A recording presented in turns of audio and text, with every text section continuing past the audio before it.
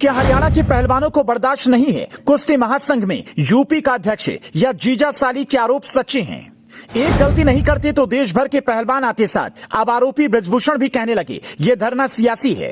किसके दबाव में दिल्ली पुलिस ने अब तक नहीं की थी एफआईआर? बिना जांच के बेटियों को कैसे मिलेगा इंसाफ? क्या हरियाणा के पहलवानों के आरोप झूठे हैं? क्या बीजेपी सांसद ब्रजभूषण शरण सिंह की सफाई सच्ची है? क्या धरने के पीछे किसी उद्योगपति का हाथ है? अगर हाँ तो वो कौन हो सकता है और उसे इस धरने से क्या मिलेगा? ऐसे कई सवाल उन लोगों के मन में भी उठने लगे हैं जो अब तक पहलवानों के धरने को समर्थन दे रहे थे, उनके साथ सहानुभूति जता रहे थे। बारी बारी से एक एक सवाल का जवाब समझने की कोशिश करते हैं, लेकिन उससे पहले समझिए कि पहलवान धरना क्यों दे रहे हैं और ब्रजभूषण सिंह ने उन आरोपों पर क्या कहा है।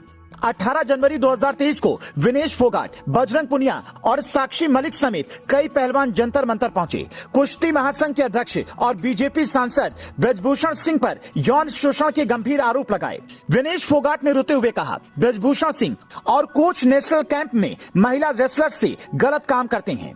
इन आरोपों पर खेल मंत्रालय ने 21 जनवरी को कुश्ती महासंघ से जवाब मांगा। 23 जनवरी को कमेटी बनी। मुक्केबाज मैरी कॉम को कमेटी का अध्यक्ष बनाया। 4 हफ्ते में रिपोर्ट सौंपना था, पर अब तक रिपोर्ट नहीं आई। आखिर में 23 अप्रैल को पहलवान दोबारा धरने के लिए जंतर मंतर पहुंच गए। फिर मामला सुप्रीम कोर्ट पहुंचा।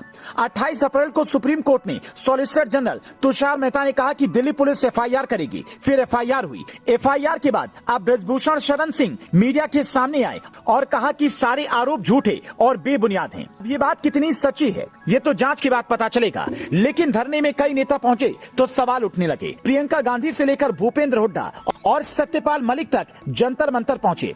ऐसे में सवाल ये उठा, क्या विपक्ष के नेता सिर्फ धरने को भावनात्मक तौर पर समर्थन देने पहुंचे या नेताओं की एंट्री से मामला सियासी हो गया है? ब्रजभूषण सिंह ने जिस हिसाब से कहा कि इसके पीछे कोई उद्योगपति हो सकता है, उससे यही लगता है कि कहानी में कई मोड़ हो सकते हैं। लेकिन सवाल ये है कि जो पहलवान दूसरे देशों के पहलवानों को चित करते हैं, मेडल लाते हैं, उन्हें कोई अपने फायदे के लिए कैसे बरगला सकता है? कहीं बीजेपी सांसद आरोपों के बाद ऐसे ही उल जुलूल आरोप तो नहीं लगाने लगे हैं? ब्रजभूषण सिंह का कहना है कि मैं अपराधी नहीं हूं, इस्तीफा नहीं दूंगा, मेरा कार्यकाल लगभग खत्म होने वाला है। सरकार ने 45 सदस्यीय कमेटी बनाई है, 45 दिन में चुनाव होंगे। मेरे खिलाफ 2 एफआईआर दर्ज हुई हैं। मैं जांच से नहीं घबरा था, लेकिन एक ही परिवार और अखाड़ा हमारे पीछे क्यों पड़ा है? सोशल मीडिया में इस बात की चर्चा है कि जीजा साली की जोड़ी कुछ तो छिपा रही है। बजरंग पुनिया और विनेश फोगाट में जीजा साली का रिश्ता है। एक चर्चा यह भी है कि हरियाणा के पहलवान कुश्ती महासंघ में अपना अध्यक्ष चाहते हैं। ब्रजभूषण सिंह यूपी के रहने वाले हैं, इसीलिए भी ऐसी कहानी रची जा सकती है। लेकिन आरोप छोटे मोटे नहीं है, सैकड़ों लड़कियों की जिंदगी का मसला है, इसलिए इसकी जांच जरूरी है। ब्रजभूषण सिंह से बीजेपी इसलिए भी किनारा नहीं कर सकती क्योंकि यूपी के 5 जिले गोंडा, बलरामपुर, बहराइच, श्रावस्ती और अयोध्या में इनकी अच्छी पकड़ है। ऐसे में सवाल ये उठता है, क्या सियासत के चक्कर में बेटियों को न्याय मिलेगा?